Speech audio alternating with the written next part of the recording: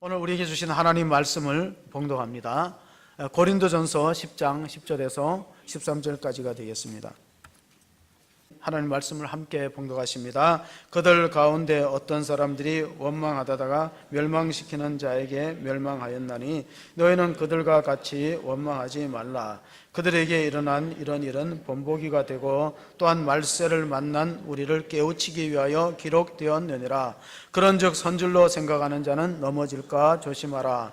사람이 감당할 시험 밖에는 너희가 당한 것이 없나니 오직 하나님은 미쁘사 너희가 감당하지 못할 시험 당함을 허락하지 아니하시고 시험 당할 즈음에 또한 피할 길을 내사 너희로 능히 감당하게 하시느니라. 아멘.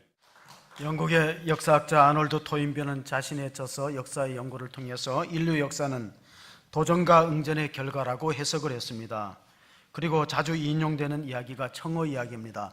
영국 사람들은 가장 좋아하는 고급 어종이 청어인데 이 청어는 주로 북해와 베링 해협에서 잡히기 때문에 런던까지 수송하다가 보면 거의 대부분이 죽게 됩니다. 그런데 한 수산업자가 산채로 수조에 담아서 비싼 값에 팔으니까 같은 어종에 종사하는 사람들이 비결을 알려달라고 물어봤습니다. 그랬더니 의외로 비결은 간단했습니다. 그 수조 탱크에다가 청어의 천적인 메기를 몇 마리 물메기를 집어 넣으라는 겁니다. 그랬더니 다른 수산업자들이 그러면 잡아먹지 않겠느냐, 몇 마리는 잡아먹지만은 희생되지만은 나머지들은 산채로 런던까지 운반이 가능하다는 겁니다. 왜? 잡아먹힐까봐 돌아다니다가 안 죽는 거예요. 그래서 생긴 것이 인류 역사라는 것은, 이 문명이라는 것은 거칠고 척박한 땅에서 인류 문명이 발생되고 그것이 발전되는 원동력이 되었다. 좋은 환경에 있는 나라일수록 게으르고 문명이 발전하지 않습니다. 그러나 춥고 혹독한 그런 시련을 당하는 것, 또는 너무나 더운 나라 같은, 중동 지방에는 이런 속담이 있어요. 매일 햇볕만 내리쬐면 땅은 사막으로 바뀐다. 그래서 위대한 사상은 사막에서 대부분 나왔습니다. 위대한 종교도 보면은 굉장히 환경이 안 좋은 데서 위대한 종교가 발생한 것을 볼 수 있습니다. 서양에는 이런 속담이 있습니다. 인생이 너에게 쓴 레몬을 주면은 너는 그것을 단 레몬에이드로 만들어 먹어라. 환경을 탓하지 말고. 이스라엘 민족들이 하나님의 능력과 기적을 통해서 출애굽에서 광야에 40년 동안 생활할 때 가장 많이 범죄했던 제목이, 죄의 목록이 원망죄였습니다. 우리 본문이 시작되는 고린도전서 10장 10절 말씀을 읽어보시겠습니다. 같이 보십니다. 그들 가운데 어떤 사람들이 원망하다가 멸망시키는 자에게 멸망하였느니 너희는 그들과 같이 원망하지 말라. 다른 죄로 그들이 광야에서 죽음을 맛본 게 아니라 원망하는 죄 때문에 그들이 가나안 땅을 밟아보지 못하고 하나님의 약속의 땅, 젖과 꿀이 흐르는 축복의 땅에 들어가지 못하는 사실은 우리에게 많은 교훈을 주고 있습니다. 이어지는 우리 11절 말씀을 보시면은 그들에게 일어난 이런 일이 본보기가 되고 또한 말세를 만난 우리를 깨우치기 위하여 기록되었느니라. 성경의 모든 기록은 어떤 면에서 우리에게 하나의 반면교사로서 우리가 그런 일을 전철을 밟지 말라. 이스라엘 민족에게 구약시대에 그 원망죄로 멸망했듯이 오늘 고린도 교회가 같은 일을 되풀이하지 말라는 교훈으로 기록되었습니다. 축구를 보셨던 분들은 우리 이영표 해설위원이 이런 말을 했어요. 한 장소에서 한두 번 실수하는 건 실수지만은 그것을 반복하는 것은 실력이다 그랬어요. 그래서 제가 공감을 했어요. 아, 그렇구나. 이스라엘 백성들이 이렇게 과거에 구약시대에 원망하다가 망했는데 그걸 되풀이해서는 되겠는가. 아프리카의 코트 디부아르라는, 좀 이름이 어렵습니다. 아프리카의 코트 디부아르의 유명한 월드컵 선수가 있습니다. 여러분 축구 좋아하는 분 알아요. 드록바라는 아주 그 흑인입니다. 드록바가 2006년도 독일 월드컵을 앞두고 나라가 너무나 내전으로 시끄러울 때 부탁을 했습니다. 여러분, 우리나라가 독일 월드컵에 나갑니다. 이 작은 아프리카의 나라가. 그러니까 10년 동안 계속되던 내전을 일주일 만이라도 좀 중단할 수 없겠습니까 하고 TV에 나와서 호소를 했어요. 그 2006년도 독일 월드컵 당시에 이 사람은 프랑스 리그에서 뛰고 프랑스에 성장했기 때문에 프랑스 국가대표 하라는데 본인이 거절하고 나는 나의 조국 코트 디아브라를 위해서 뛰겠습니다. 근데 실제로 그 2006년도에 전쟁을 그쳤어요. 그리고 그 다음에 2007년도에 종전이 선언됐어요. 우리 내전을 그치자. 그러니까 한 사람의 힘이 얼마나 큽니까? 우리는 이제 그 7월 달이면은 우리 휴전협정 65주년이 돼요. 우리 1953년도에 휴전했잖아요. 그리고 이제 65년을 맞게 되는데, 우리나라가 전쟁이 끝나고 6.25에 그 서울 남산에 올라갔던 더글라스 메가드 연합군 사령관이 이런 말을 했어요. 여기저기에서 폭연으로 폭파해서 연기가 올라가는 그 모습을 보고, 자, 이 서울이 다시 재건하려면 얼마나 걸릴까요? 북한이 말했어요. 이 서울이 무너지고 폐허가 된 서울이 다시 재건되려면 100년도 부족하겠다고 그런 얘기했습니다. 그리고 타임즈 기자는 이 서울이 회복되고 정말로 도시로서 면목을 갖춘다는 것은 마치 쓰레기 더미에서 장미꽃, 황금 장미가 피는 것만큼 불가능하다는 얘기를 했는데 어떻게 되었습니까? 우리가 지금 50년, 60년 만에 한강의 기적을 이루었어요. 종전에 6.25에 참전했던 용사들, 우리가 16개국의 나라에서 파병이 됐다는데 오래 살아온 사람들은 80, 90 되는 사람은 가끔 우리나라가 초청해서 옵니다. 파병 용사들이 와서 깜짝 놀라요. 서울이 이렇게 생동감 있고 화려하고 정말 이런 도시가, 고층 빌딩이 있는 도시가 되었는 건 이건 기적이다. 우리만 안 놀라요. 여러분, 전혀 우리는 이거 당연한 거라 생각하고 안 놀라는데 외국 사람들은, 전쟁에 참여했던 사람은 눈을 씻고 봐도 이건 기적이라고 얘기를 한다는 겁니다. 무엇 때문에 그럴까요? 그것은 하나님의 은혜죠. 우리가 열심히 노력하고 선조들이 열심히 고생하고 나라를 위해서 땀 흘려 수고했지만 하나님이 우리 민족을 축복하신 결과라고 믿습니다. 그러므로 우리는 역사를 돌아볼 필요가 있습니다. 개인이든 국가든 시험이 다 있어요. 우리가 이번에 시험의 주제가 뭐였습니까? 운동선수들은 시험이 축구장이에요. 정치가들의 시험은 선거예요. 성도의 시험은 교회 생활이에요. 다 시험이 있습니다. 학생들은 수능 시험이라는 게 있습니다. 출제 경량이 있어요. 지난번에 우리가 출제 경량은 통일은 대박이다. 그래서 여당한테 압도적인 표를 줬습니다. 이제 다음번 선거에 출제 경량은 바뀔 거예요. 경제입니다. 출제 경량이 경제일 거예요. 그리고 비핵화 진앙이 정말로 예정대로 이루어지는가, 국민들은 그것을 지켜보고 있을 것입니다. 모든 개인이든 민족이든 시험이 없는 게 없다는 거예요. 시험이 다 시험을 치면서 살아가는데, 오늘 우리가 시험을 치는 자에서 가장 중요한 자세가 뭘까? 그것은 바로 10장 12절 말씀을 보면은 사도 바울이 고린도 교회에 주시는 말씀입니다. 그런즉 선질로 생각하는 자는 넘어질까 조심하라. 시험에 잘 넘어지는 사람은 서 있는 사람들이요. 내가 다 완성되었다고 서 있고 자만하는 사람이야. 씨름 선수들은 어떤 사람이 넘어지냐면 자세가 높은 사람이 넘어져요.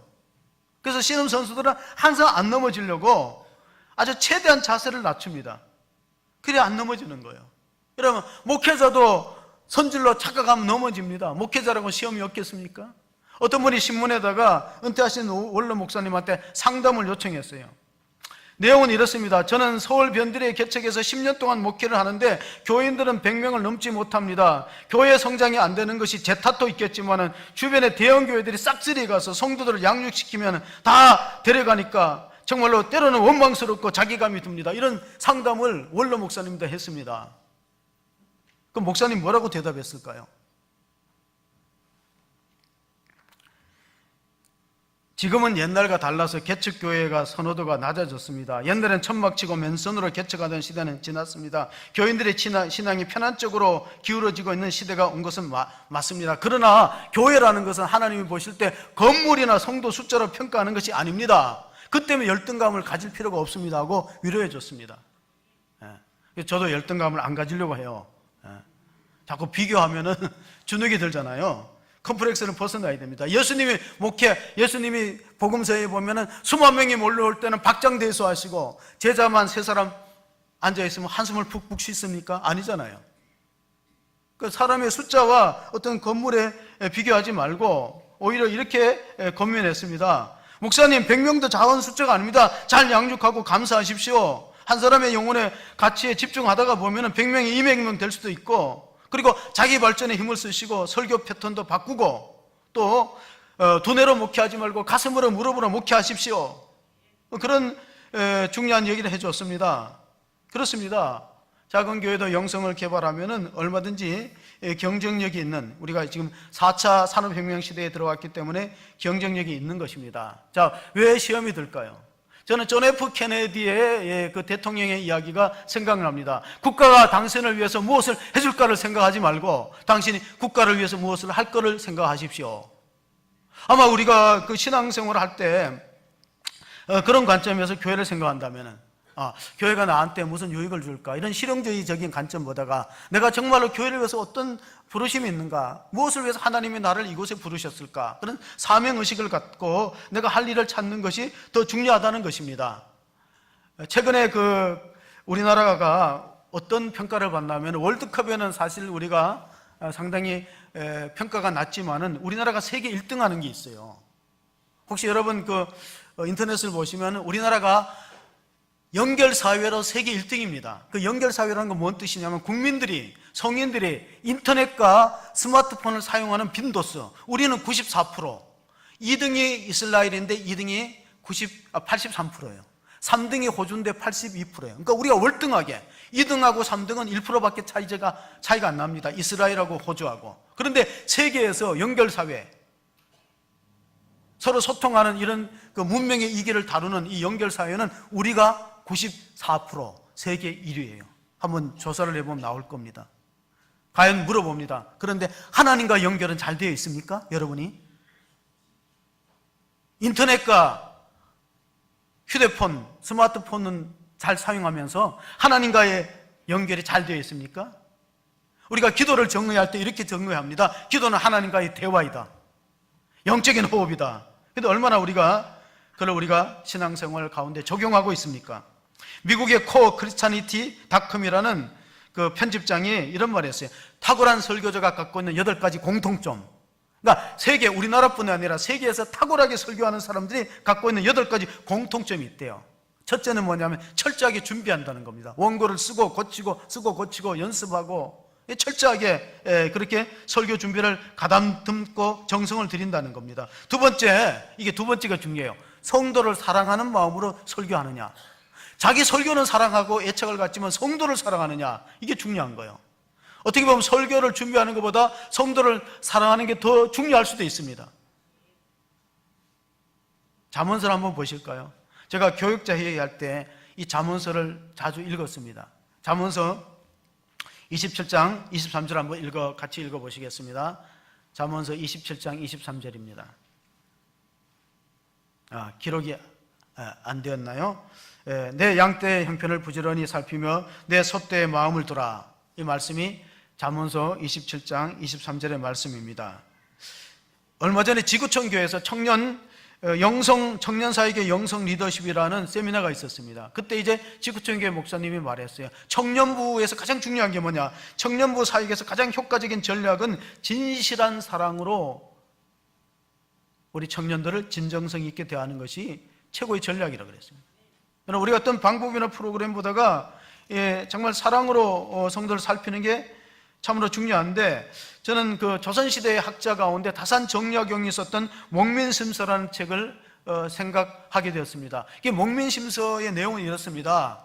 그 당시 우리 조선 선조 이후에 우리가 정말 나라가 부패했을 때 이게 1818년도에 완성된 목민관 지방행정관리들의 지침서입니다.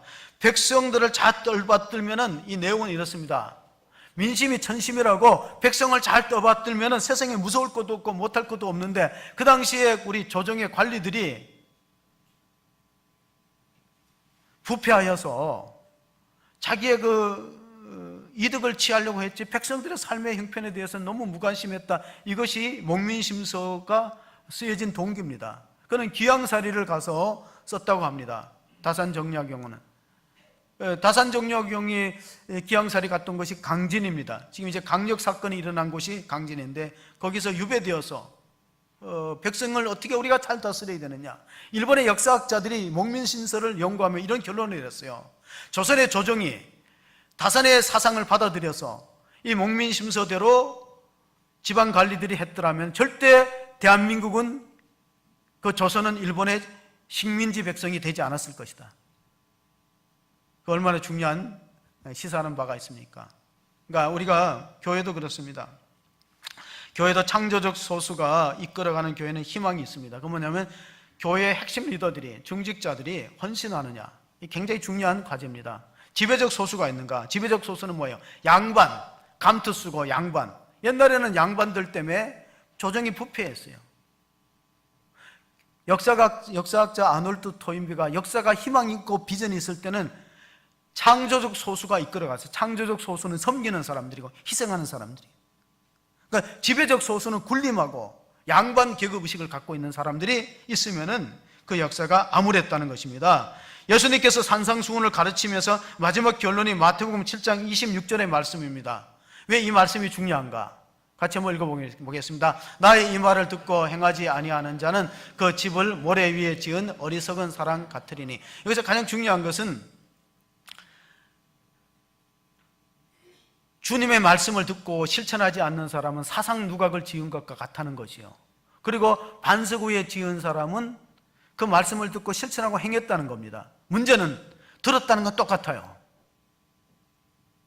근데 듣고 돌아가서 했느냐 안 했느냐가 신앙이 사상 누각으로 어려운 일 당하면 화르륵 무너지고 작은 시험에도 흔들리는 믿음이 될 수 있고, 반대로 반석처럼 비가 오고 바람이 나고 불고 창수가 내려도 절대 끄떡없는, 안 무너지는 신앙의 집이 될 수 있는 기초는 뭐냐? 들었느냐가 아니에요. 우리는 얼마나 많이 들어요. 안 하거든. 삶 가운데 실천하고 적용하지 않습니다.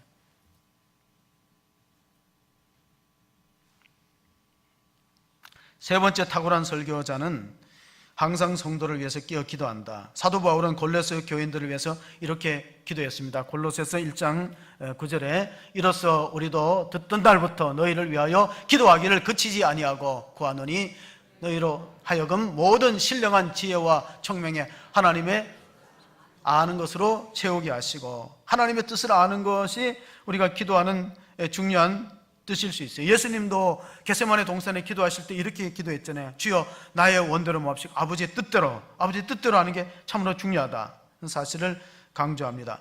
자, 네 번째는 어떻게 보면 우리가 그 성도를 위해서 기도하는 것이 왜 필요하냐면은 셀 리더가 셀 예배를 인도할 때 일주일 동안 정말로 깨어서 기도하고 셀 예배를 인도하면은 그 셀의 은혜가 달라요. 교회학교 교사가 일주일 동안 열심히 자기 반 아이들의 이름을 불러가면서 정말 간절히 그들의 아이의 형편에 맞게 기도하고 주일날 와서 공과를 하는 거하고 전혀 기도 안 하고 하는 건 다릅니다. 그래서 설교 준비도 중요하지만 기도가 필요하다는 이유는 바로 그런 뜻입니다. 네 번째 탁월한 설교자는 항상 배우는 걸 좋아해야 됩니다. 신학교 나온 걸로 배운 걸 끝이 되면은요, 그럼 참 힘듭니다. 지금은 평생 학습 시대이기 때문에 엘빈 토플러가 그런 말 했죠. 엘빈 토플러가 21세기의 문명자는 글을 읽지 못하고 쓰지 못하는 사람이 아니라 재학습하지 않는 사람, 끊임없이 배우지 않는 사람, 그 사람은 21세기의 문명자가 될 것이다. 요즘은 이제 적자 생존 시대입니다. 적는 자만이 살아남는다. 적지는 않더라도 머릿속에 잘 새겨야지, 말씀에 새겨야죠. 자, 다섯 번째는 뭐냐면은 성경 전체를 꿰뚫고 있어야 돼요.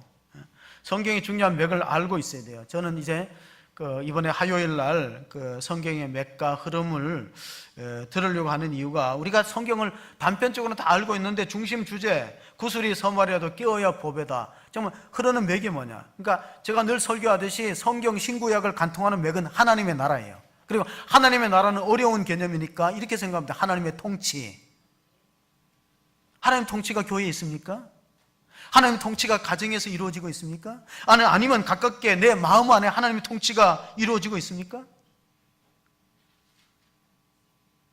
우리가 말로는 교회의 머리가 예수님이라고 말을 잘해요. 근데 싸우고 분쟁하는 교회는 대부분의 예수님은 저리 가고 사람이 머리가 되어 있어요. 왜 고린도 교회라고 시험에 없었겠습니까? 고린도 교회를 잘 묵상하면요, 우리가 초대교회는 히브리파와 헬라파의 구제 문제로 갈등이 있었다는 거 사도행전 7장에 있습니다. 그런데 고린도 교회는 4개의 당파가 있어요. 우리 고린도전서 3장을 읽어보시면요, 벌써 아마 거기에 당파가 형성됐는데 게바파, 베드로파, 바울파, 사도 바울파, 아볼로파, 성경 공부 잘 가르치는, 그리고 그리스도파까지, 예수파까지 있어요. 우리나라가 임진왜란에 뼈아픈 그런 침략을 당한 원인도 사색당파입니다. 남인 북인, 노론소론, 싸웠잖아요. 그러니까 초대교회가 다 이상적인 교회로 알지만은 실제로는 고린도 교회의 내막을 들여다보면 고린도 교회에는 6장에 교회 안에 음행의 문제가 있어요. 미투 사건이 있었다는 음행의 문제, 송사의 문제가 있었어요. 같은 믿는 사람끼리 돈 문제 때문에 법정에 소송을 하니까 바울이 이렇게 권면했습니다. 차라리 쏟고 손해보지, 하나님 믿는 사람들이 우리를 판결해달라고 세상의 법정에다 문제를 갖고 나오는 거 얼마나 수치스럽고 하나님 영광을 가리느냐. 그런 이런 일들이 지금 한국교회에 일어나고 있습니다. 교회 문제를 가지고 고등법원, 대법원에 맡겨서 판단해달라는 얼마나 이게 우스꽝스러운 일입니까? 이게 왜 이렇게 되었습니까? 시험에 걸려 넘어졌다는 것입니다. 랄프 waldo 에머슨은 이런 말을 했어요. 우리 앞에 어떤 문제가 있느냐, 우리 뒤에 어떤 문제가 있느냐는 우리 안에 있는 문제보다 심각하지 않다 그랬어요. 우리 내면의 문제보다 심각하지 않다 그랬습니다. 그건 역사적으로 교회가 핍박을 당할 때는 건강이었어요. 바깥에서 핍박하고 예수 믿는 사람은 잡아 가두고 매질하고 고문하고 죽이고 순교의 역사가 있었을 때는 오히려 교회가 싱싱하게 살아있고 생명력이 넘치고 건강했습니다. 문제는 그런 박해가 사라지고 안의 문제에 휩싸일 때 또 교회가 약화되었다는 사실을 우리가 기억할 필요가 있습니다. 밖의 문제가 아니에요. 안의 문제예요. 우리는 다 자신이 한계를 인정하지 않습니다. 자기 한계를 인정해야 돼요. 자신의 한계를 어떻게 인정할까요? 우리가 로마서 3장 23절 24절을 한번 보시겠습니다. 모든 사람이 죄를 범하였으며 하나님의 영광에 이르지 못하더니 그리스도 예수 안에 있는 성령으로 말미암아 하나님의 은혜로 값없이 의롭다 하심을 얻은 자 되었느니라. 누가? 저와 여러분들이. 우리는 우리의 노력으로 의로워지는 사람이 아닙니다. 우리의 율법의 행위와 우리의 선한 공로로서 인정받는 사람들이 아닙니다. 우리는 죄인이고 예수님이 나의 죄를 위해서 십자가에 대신 죽으시고 우리를 속량하셨다. 우리를 죄의 포로 되고 노예된 자리에서 건져내셨다는 뜻이, 그것이 속량이라는 뜻입니다. 속량이라는 단어는 지금 쓰지 않습니다. 옛날에 노예를 사고 팔 때 속량이라는 단어를 썼어요. 노예의 몸값을 지불하고 자유롭게 하는 것을 속량했다는 뜻인데 영어에 보면 랜섬이라는 단어를 씁니다. 랜섬이라는 단어를 어떤 때 쓴다면 어떤 사람이 부잣집 아이를 유괴했어요. 그리고 전화를 걸어서 돈을 요구합니다. 실제로 어린아이뿐 아니라 어떤 경우에는 할머니를 순진한 할머니 납치해서 납치범들이 전화를 걸었는데 며느리가 받았어요. 그래서 돈을 내놓으라고, 얼마나 막대한 돈을 내놓으라 그러니까 며느리가 그런 돈이 어디 있냐고, 먹고 살긴 했는데 안 된다 그러니까 유괴범이 알았다고, 그럼 다시 풀어서 집에 돌려보내겠다니까 계좌번호를 적어 주셔야지 이랬다는. 시어머니가 다시 돌아올까 봐. 여러분, 며느리 가운데 시어머니를 아주 두려워하는 사람이 있었대요. 그래서 시금치도 안 먹고 시어머니가 발자국 소리만 들려도 막 긴장해서 막 이러는 불안에 떠는 며느리가 있었는데 교회를 나가면서부터 이겨냈어요. 담대한 믿음이 생겨갖고 찬송을 했어요. 예수가 함께 계시니 시험이 오나 겁없네. 기쁨의 근원 되시는 예수를 위해 삽시다. 그런데 한 번은 그 시어머니가 며느리 집을 가는데 찬송 소리가 들리는 거예요. 예수가 함께 계시니 시험이 오니 겁없네 이러니까 저게 어떻게 교회 나가더니 아주 담대해졌구만. 그 다음부터는 핍박이 그쳤다는 이야기가 있는데, 어쨌든 우리가 죄인됨을 깨닫고 블레즈 파스칼이 한 유명한 말이 있습니다. 나는 의인이나 위인이나 성자를 믿지 않는다. 이 땅에는 죄인 한 종류만 있을 뿐이다. 저는 그 블레즈 파스칼이 물리학자지만 상당히 통찰력이 있다고 봐요. 세상에는 성인이나 군자나 위인이라는 거 사실 가까이 보면은 다 죄인이죠. 자, 성군이라는 이 다윗도 오늘날로 보면 이 다윗이 탄핵감입니다. 왜냐하면은 그 자기 충성스러운 부하 우리아를 적진에다 집어넣고 죽였으니까 이건 뭐라 그러면 살인교사죄라 불러요. 살인교사죄. 그리고 그 아내를 취하였습니다. 이건 미투 대상이죠. 다 과거를 돌이켜보면 다 얼룩지고 허물이 있습니다. 성자 어거스틴은 젊은 시절에 사생자를 낳아서 부모의 마음을, 어머니 모니카의 마음을 아프게 했습니다. 그럼 우리는 항상 자기 한계를 인정하고 겸손한 태도, 그래서 탁월한 설교자는 겸손한 태도를 갖고 있다. 그러니까 목회자가 가장 괴롭고 힘든 게 뭐냐면 성도가 시험 들었다 말을 들을 때 가장 힘들고 어려워요. 그러면 어떤 생각이 드냐면 내가 능력이 부족해서 은혜를 못 끼쳤구나 하니까 마음도 아프고, 그럼 어떻게 하면 회복을 할 수 있을까 하고 기도하게 됩니다. 그러니까 겸손하게 자기 한계를 인정해야 돼요. 내가 모든 걸 다 할 수 있는 건 아니에요. 마지막으로 8번째는 항상 감사하는 마음을 갖는 사람이 탁월한 설교자라는 거예요.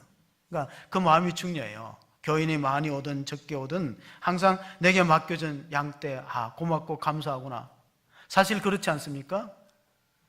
오늘 또 이렇게 우리가 생활하다 보면 바깥의 유혹이 참 많습니다. 가정의 대소사도 있고 또 직장도 있고 그런 일이 있지만은 예배 자리에 나오신 여러분이 귀하고, 스펄전이라는 설교를 잘했던 설교의 황태자는 이렇게 말했습니다. 자기는 설교의 강단이 왕의 자리의 보좌보다 낫다. 그런 감사하는 마음으로 설교했기 때문에 아마 영국에서는 스펄전만한 설교자가 아직도 나오지 않았다, 그런 말이 있습니다. 사도행전 17장 11절을 읽어보면은 성도는 어떤 성도가 모범적이고 탁월한 성도일까요? 우리가 지금 탁월한 설교자에 대해서 들었는데 탁월한 성도가 있어요. 여러분 한번 잘 읽어봅시다. 베레아에 있는 사람들은 데살로니가에 있는 사람들보다 더 너그러워서 간절한 마음으로 말씀을 받고 이것이 그러한가 하여 날마다 성경을 상고함으로. 자, 탁월한 설교자는 겸손하고 감사하는 마음이 있어야 되는데, 탁월한 성도는 말씀을 믿음으로 받고 이것이 그러한가 날마다 성경을 상고했다는 사실은, 날마다 성경을 묵상하면서 삶 가운데 실천하는 성도가 가장 탁월한 성도인 걸 믿으시기 바랍니다. 그런 성도가 되면 얼마나 하나님 보시기에 기쁘고 귀할까요? 하나님의 말씀이 그러한가. 이 전에 개역 성경에 이렇게 나왔어요. 베레아 사람은 데살로니가 사람보다 더 신사적이라 그랬어요. 너그럽고 신사적이고 품격이 고상한 성도다. 그런데 데살로니가는 항구 도시입니다. 대부분의 항구 도시는 범죄가 많아요. 태폐제교 타락했기 때문에 고린도도 항구 도시야. 그리스에 고린도 항이 있습니다. 그리스라는 나라에. 그러니까 이 사도 바울이 목회했던 고린도에도 범죄가 많았죠. 그런데 베레아 사람들은 시골입니다. 그 사람들의 마음이 순수해요. 그래서 말씀을 잘 받아들이는 옥토의 마음이 된 거예요. 가끔 가다가 시험 드는 성도들은요, 또 설교에 좀 이제 시험이 드는 성도는 나갈 때 그걸 누구한테 화풀이 안 하면 사모한테 화풀이해요. 사모가 인사해도 인사도 안 받고 행하고 가버려요. 그럼 어떻게 될까요?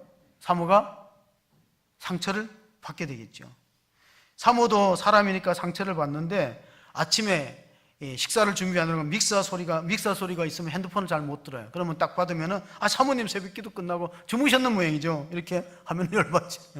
그러다 대낮에 전화해갖고 조금 늦게 받으면 아이고 제가 잠자는 걸 깨웠나 그래. 그렇게 전화하는 분이 있어요. 사모가 대낮에 자는 건 아닌데. 사모도 힘들어요. 어떤 시골에는 사모님 보고 이렇게 말하는 성도가 있어요. 아유 목사님 집 개가 너무 사나워요. 그럼 개가 사납다는 건 뭔 뜻이에요? 주인이 목사가 사납다는 뜻이죠.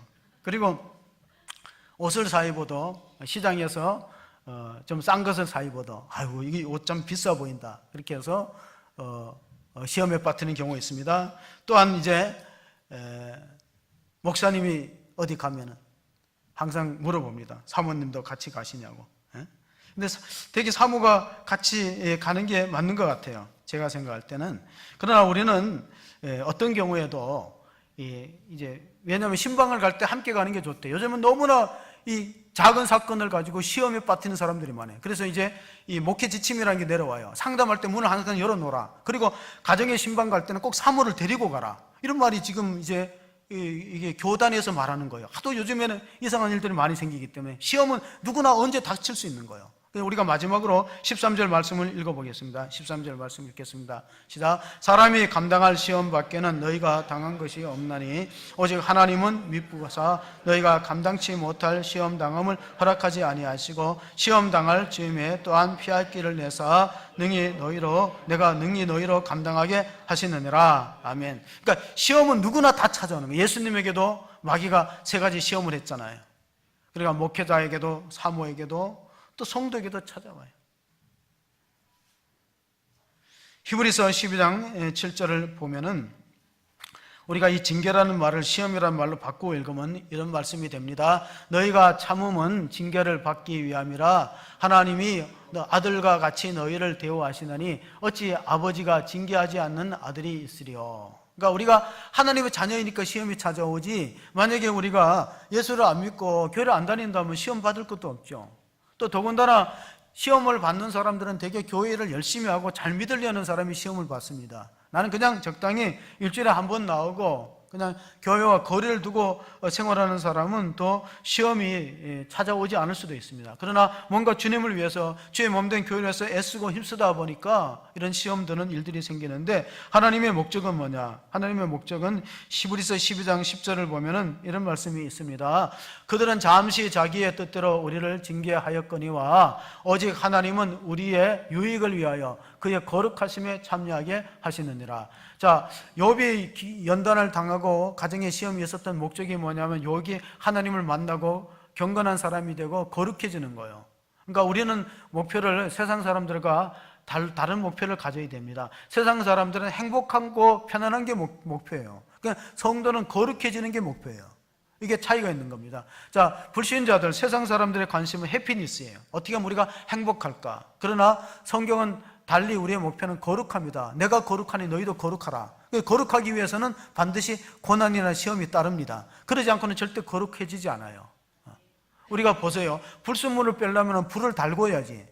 이 금이 순금이 되기 위해서는 불로 재련을 해야지. 가만 놔두면 금속이 순금이 될 수가 없어요. 불같은 시련과 물같은 그런 어려움을 당해야, 그래야지만 사람이 죄성이 빠지고 순수해집니다. 예수님은 제자들에게 마지막 기도를 하실 때 이런 부탁을 합니다. 왜냐하면 예수님도 고민스러울 때가 있었던 거예요. 마태복음 26장 38절에 보시면은 이에 말씀하시되 내 마음이 고민하여 죽게 되었으니 너희는 여기 머물러 나와 함께 끼어 있으라 하시고 이렇게 기도합니다. 예수님도 힘들 때는 제자들한테 기도를 부탁하지 않았습니까?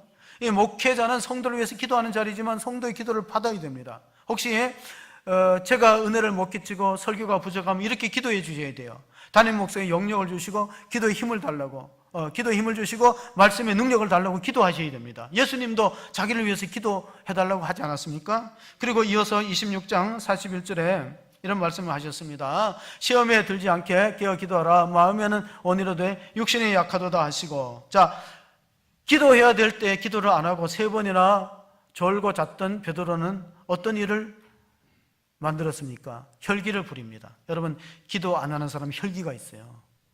그래서 말고의 길을 탁 쳐서 떨어뜨렸어요. 칼을 빼가지고, 왜 우리 주님을 체포하려고 하면 칼을 빼 기도했어요. 그리고 그걸로 끝나지 않고 어린 여종이 너는 예수님하고 한편이지 그랬더니 나는 모른다고 마태복음에 보면 저주하고 맹세하고 부인했습니다. 왜? 자기를 부인하지 않고 예수님을 위해서 기도하지 않으니까 결국 이런 일을 초래하고 말았습니다.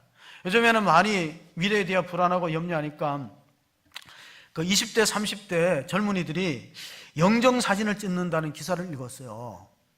그러면 영정사진은 70대 이상이 찍는 거 아니에요? 근데 내 젊음의 초상화를 남기기 위해서 영정사진을 뭐 5만 원에서 10만 원까지 주고 찍어요. 근데 사진사가 절대로 웃으라는 소리는 안 해. 왜? 영정사진이니까. 근데 왜 찍어두냐 그러니까 언젠가 누구나 다 죽으니까. 뭐 90 먹은 정치인도 김종필도 죽고 나도 때가 되면 죽을 거니까 미리 영정사진을 찍어둔다는 거예요. 그러면은 그거를 바라볼 때 내가 직장 취업 못한 스트레스, 결혼 못한 스트레스 싹 날아간다는 거예요. 뭐 죽으면 똑같으니까. 죽은 만큼 평등한 게 어디 있는가. 그리고 또 유행하는 게 뭐냐면은 점집이 그렇게 유행한답니다. 사주, 타로라는 것은 카드를 가지고 점치는 게 타로입니다. 그리고 궁합, 장면. 근데 물어봤어요. 우리나라의 무속인이나 이 점치는 사람들의 숫자가 100만 명 됩니다. 100만 명. 놀라지 않는데 엄청난 숫자예요. 사회가 불안정하고 경제가 어려워질수록 점집은 잘 되게 돼 있어요.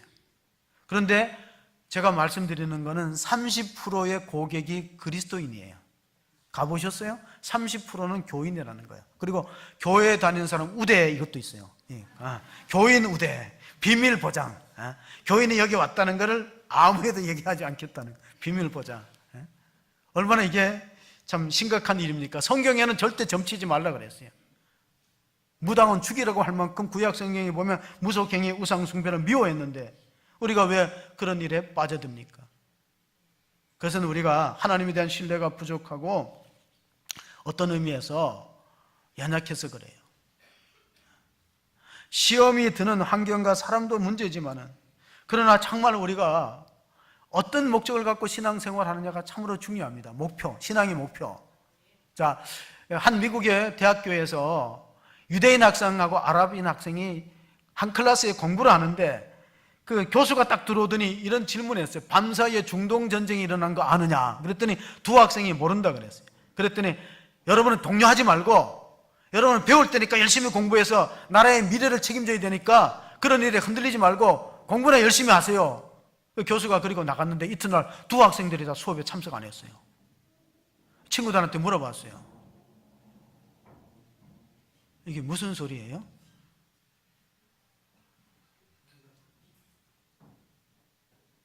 아까부터 계속 이런 소리가 나는데 지진은 아니겠죠? 지진은 아닐 거예요. 지진은 땅에서 오지 하늘에서 지진이 오진 않을 것 같아. 우리가 땅이 움직이면은 좀 걱정을 해야 되는데 위에서 움직이니까 전혀 걱정할 필요가 없어. 비행기 소리도 아니고.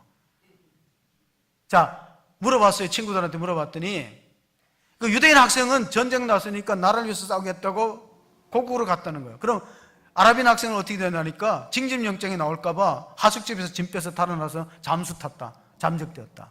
자, 전쟁은 어디가 이길까요? 이스라엘이 이겨요. 신앙생활은 영적 전쟁입니다. 영적 전쟁입니다. 여러분 어떤 마음으로 신앙생활 하십니까? 신앙생활은 영적 전쟁이다.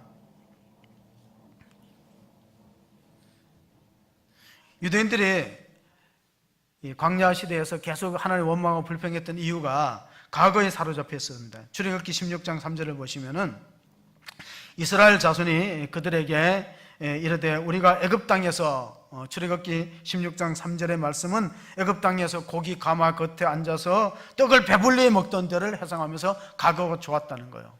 그러니까 성도들이 시험에 드는 이유 가운데는 내가 과거가 좋았다.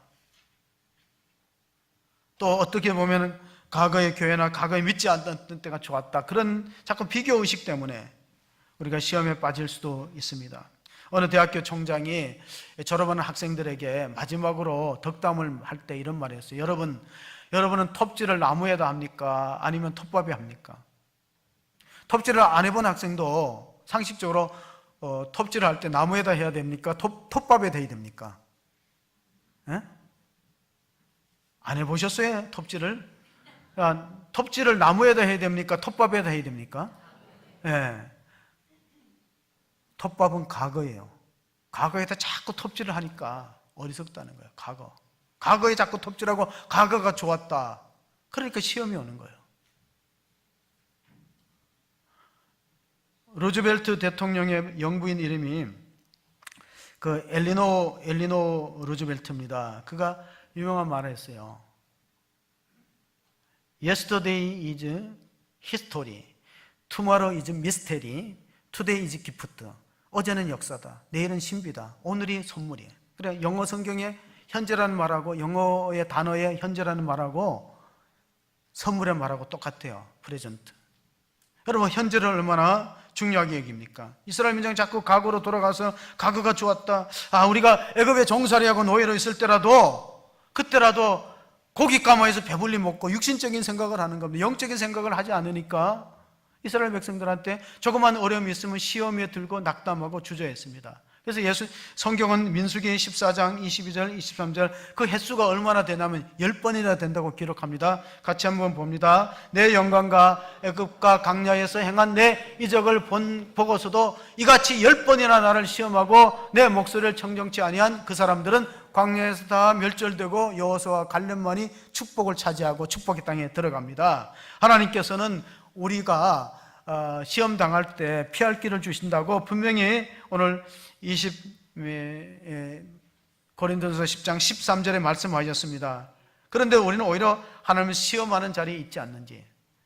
가톨릭의 신학을 완성했던 토마스 아퀴나스는 신학대전에 믿음이 있으면 설명이 불필요하고 믿지 않으면 설명해도 불가능하다. 자, 불필요하고 불가능한 게 뭐예요? 믿음이 있으면 설명하지 않아도 그래도 다 이해가 돼요. 제가 신방을 가니까 어떤 성도께서 이런 질문하더라고. 세 가족이, 집사님이 아니 성경 읽으니까 600세, 900세 살았던 게 도저히 이해가 안 된다고.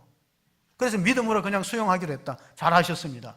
믿으면 설명이 불필요하고 안 믿으면 설명이 불가능하다는 거예요. 믿지 않으면.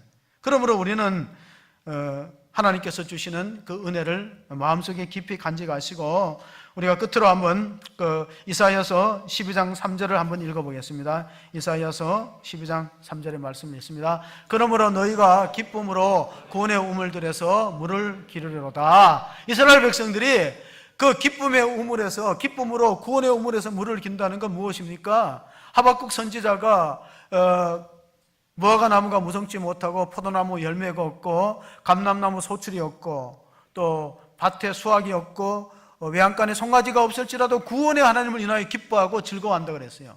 그러니까 우리가 모든 그 시험을 이기고 어려운 환경 속에도 기뻐할 수 있는 것은 주님께서 나 같은 죄인을 구원하기 위해서 십자가에 피 흘려 죽으시고 내 생명을 살려주었다. 그것이 밑바탕에 있을 때, 그것이 깔려 있을 때 그 시험을 이기고 극복하게 된다는 뜻입니다. 자, 여러분의 우물은 어떻습니까? 우물은 교회라고 한다면은 우물을 깃는 그릇은 우리 마음일 수 있어요. 그러니까 우물에 생수가 말라붙을 수 있다면은 그러면 아마 우물을 다른 데서 퍼야 되겠죠. 그런데 만약에 여기서 퍼도 물이 새고 저기서 퍼도 물이 샌다면은 우물보다가는 바가지를 점검할 필요가 있지 않겠습니까? 그래서 바가지가 뭐냐? 우리가 집에서 새는 바가지는 들에서도 샌다 그랬어요. 그럼 바가지를 한번 점검해 보자.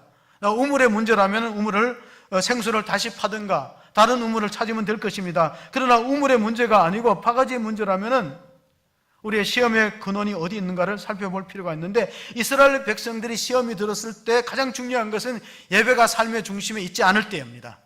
예배가 삶의 변두리로 밀려가고 삶의 중심에 있지 않을 때 그때 그들은 시험을 쉽게 당하였습니다. 최근에 항암 치료제가 새로 발견됐는데 이게 시장이 얼마냐면 2020년까지 22년도까지 90조의 시장입니다. 그게 뭐냐면은 우리가 항암 치료는 면역적인 병이에요.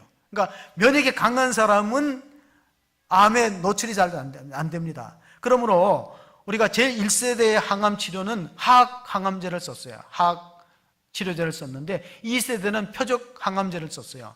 한 표적을 향해서 그 암세포를 죽이는 거. 근데 3세대의 항암제가 발견됐는데 지금 유한양행이나 세계에서 발명했는데 그게 뭐냐면은 면역치료제예요. 면역항암제. 면역항암제는 직접 암세포를 공격하지 않아요. 우리 안에 있는 내부의 면역체계를 강하게 만들어서 우리 면역을 살려가지고 암의 종양을 치료하는 그런 새로운 개발법인데 이게 시장이 얼마냐? 90조 원이에요. 90조 원.